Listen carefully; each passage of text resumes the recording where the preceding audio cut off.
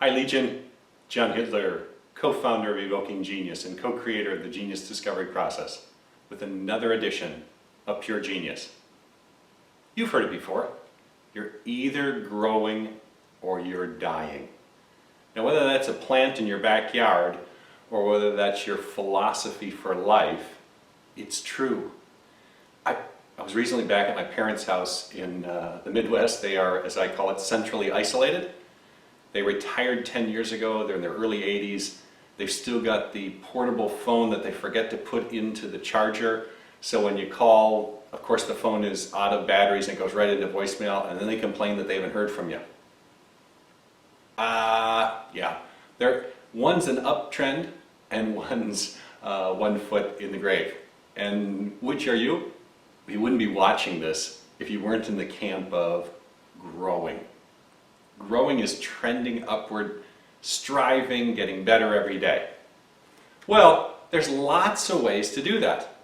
You could be learning.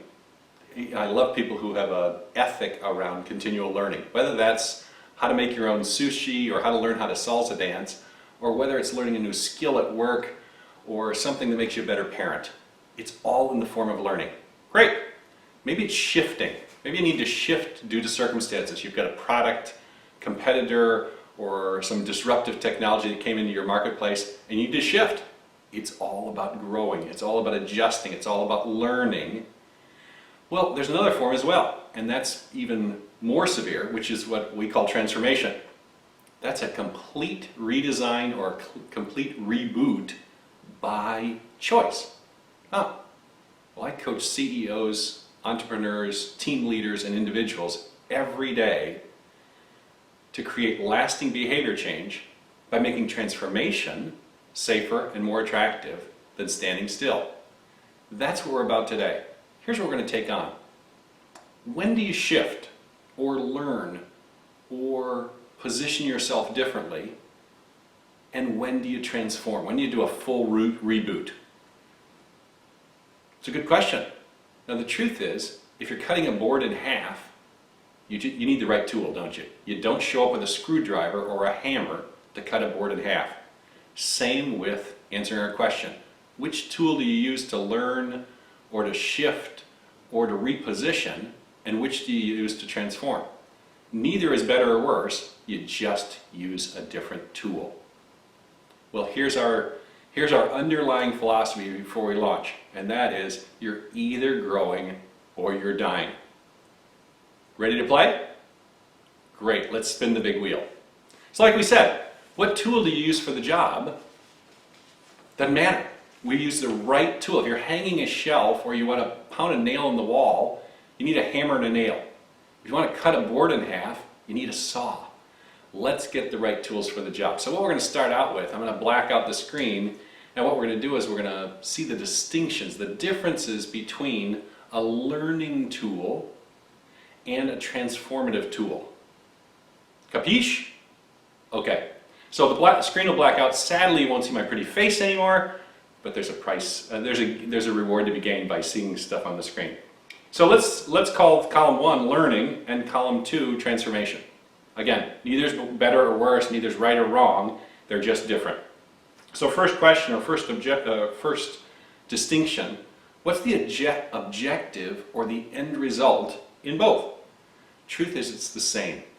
You want a newly effective action or a newly effective set of actions in both. They look different, but that's what you're after. You're after higher competence or a new direction to move different than you were before. Okay? Simple enough. So second distinction, what's the feeling associated with both? So let's take a very common occurrence. Your team decides that they need an upgraded database different than you have before.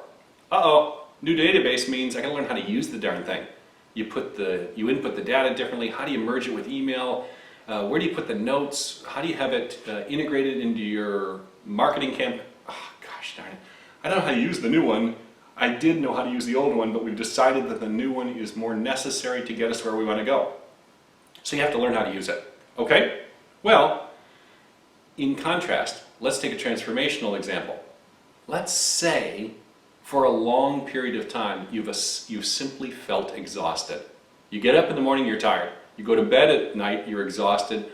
On your days off, you have no energy. And you say, you know what? My state of being, is what I'll call it, is exhausted. I am continually in a state of exhaustion. I want to transform that. Oh, well, what do you want to transform it to? Now, people would say, well, I want to be not tired. Nah, that's no good. That's what you don't want to be. You want to be not tired. What do you do want to be? I say, well, I want to be high energy. I want to feel vibrant or alive or full of it. Great. So that's a transformative place because you have to be something different than exhausted. Okay. Well, what's the feeling associated? Go to the database example. That's a learning example. What's the feeling you get when you start to become minimally competent, and then reasonably competent, and then an expert at using the new database? Well, it's going to be something like relief, and then accomplishment, and then something like confidence. You're going to go, well, I feel confident now that I can use this thing. And it was an accomplishment to get here. Initially, you just say, thank God I can actually open the thing up and find my clients. That's kind of the progression you go when you learn. Terrific. In transformation, the feeling ends up at essentially the opposite of where you started. So you take that exhaustion example, you started at a continual and permanent state of exhaustion. You say, gosh, I need a complete reboot and redesign. I want to go 180 degrees or something close to that from where I started, which would be vibrancy, high energy, enthusiasm. That's the way we want to be. Great. So you end up at different, the feeling is different with each.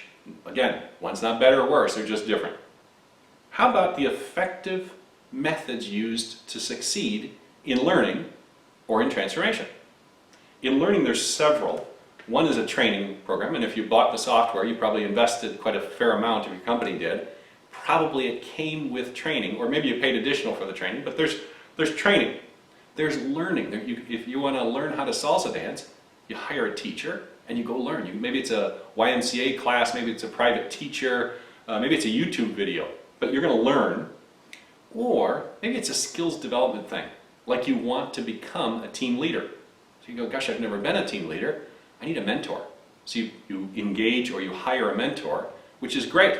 That's super helpful because you'll start to learn by watching and learn by doing with somebody who's walked those steps in front of you. That's the mode for a learning objective. For transformation, there's generally two effective modes. One is past-based and one is present and future-based. So if you've got a lingering, I'll call it tension, and let's say it's an unfinished conversation, usually it's around something having to do with your past. Therapy or psychotherapy is a tremendous way to heal that and have it no longer affect you. So it's a viable way to go. It's past-based because you delve into your past and you heal an old wound. Present and future-based methodology tends to be in the form of coaching because literally you're ambitiously and proactively inventing a future that doesn't yet exist. Oh, okay. Generally that's a coaching methodology. Those are the two methodologies that work best for transformative. How about motivators? Like what motivates learning agenda and what motivates a transformational agenda? Well, the motivation generally for a learning agenda is either need or want. Gosh, I've always wanted to learn salsa dancing. Great. So I hire a teacher or I engage with my significant other and we go take lessons and it's fun and because I've always wanted to do that. It's a want or a need.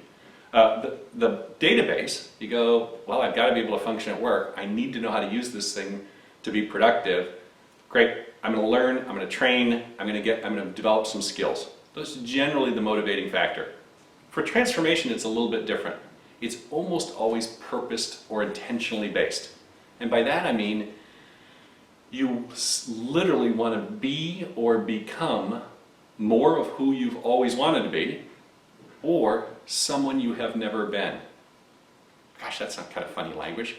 Well, let's say again, we go back to our exhaustion issue. If you've been in a perpetual state of exhaustion, you say, you know, I can't remember the last time I felt high energy, rested, relaxed, rejuvenated.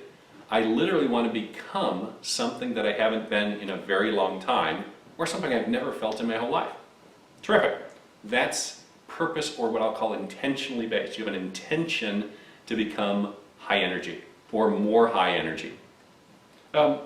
Fifth, is it a doing or being based platform?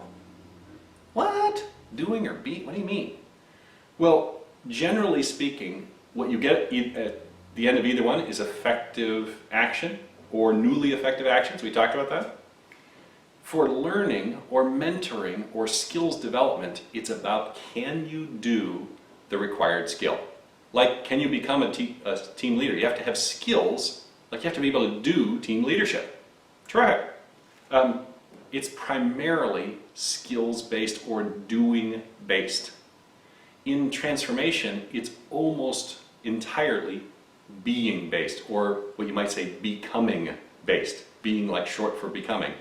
And what I mean by that is, if you're going to become high energy, you don't want to, you've seen people that do high energy, and if you're around them, the people that are like Energizer Bunny, it's exhausting for them, and it's exhausting for you to be around them when they are pretending or doing high energy.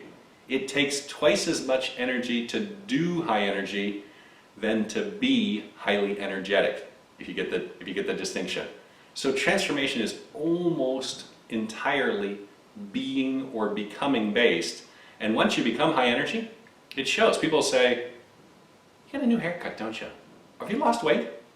Do you have a new boyfriend or girlfriend? Gosh, you look different." Because you're going to literally show up like your being is going to look different and feel different to people. You're going to look and feel different than someone who's walked around exhausted, because now you're going to be high energy. 6, what's the difference, the duration of the shift? So you shift either way. You're learning, growing, shifting, or transforming. You're going to shift. What's the duration? Well, generally speaking, in a learning platform, the shift lasts as long as you engage in it. So for instance, if you go and take tango lessons or salsa lessons, as long as you continue to take the lessons and occasionally go to a club or a wedding and practice your skills, the shift remains. But if you take lessons for the fall at a YMCA, you go every Tuesday night for 6 or 8 weeks, and then you stop, your learning kind of stops there, and you revert back to someone who's not very good at salsa dancing. So the shift generally lasts as long as the learning is active. Same with the database. As long as you're using the database, you'll probably continue to be at least up to speed, if not marginally gaining momentum and competence. With transformation, when you transform or redesign or do a reboot, the tendency is it's permanent until you do a further reboot. So let's say you shift from exhaustion to high energy. As long as you don't shift out of or transform out of a state of high energy, you get to keep it and it's permanent. Now eventually, you'll end up 6 feet under too. So you do shift from high energy to 1 foot and eventually 2 feet in the grave. But we're not going to deal with that now. But generally speaking, the duration of the shift with transformation is permanent. 7, what's the investment? Now, this is our last one. What's the investment? In learning, obviously there's some financial investment. So take your software. If your company paid for the software, obviously there's a financial investment.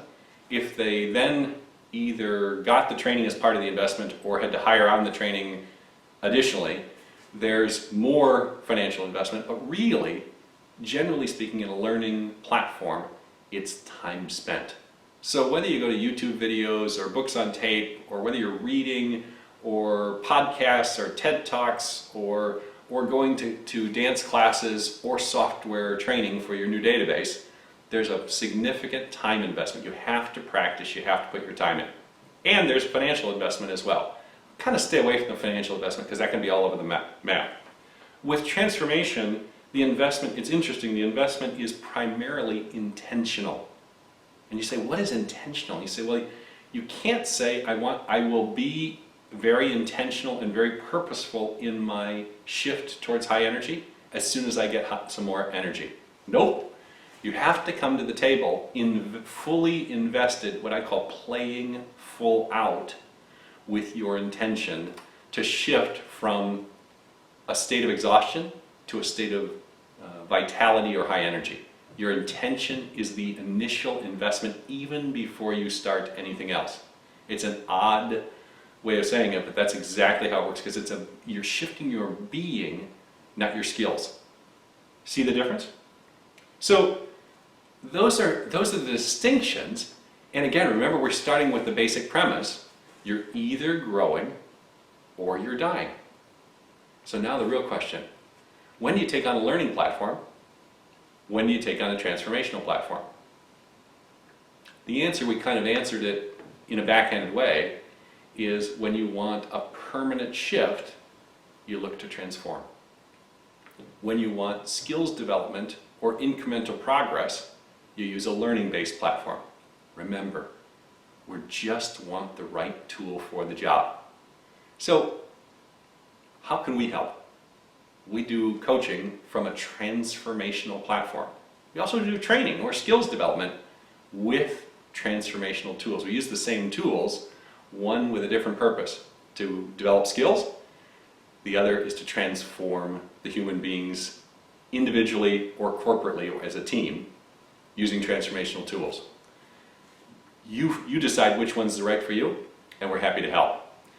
So here's the thing. You wouldn't be watching today if you didn't want to live a transformed or a learning life. You're in the camp of I'm learning and growing, not I'm in the camp of centrally isolated using a rotary dial or portable phone. My hat's off to you. We work every day with people just like you, and it takes courage to do it. So if this was helpful, like and share this with your community. It's probably helpful to them as well. If you'd like to comment below, we'd love to hear from you as well. Questions, comments, whatever you'd like. Until we meet again on Pure Genius, all the best.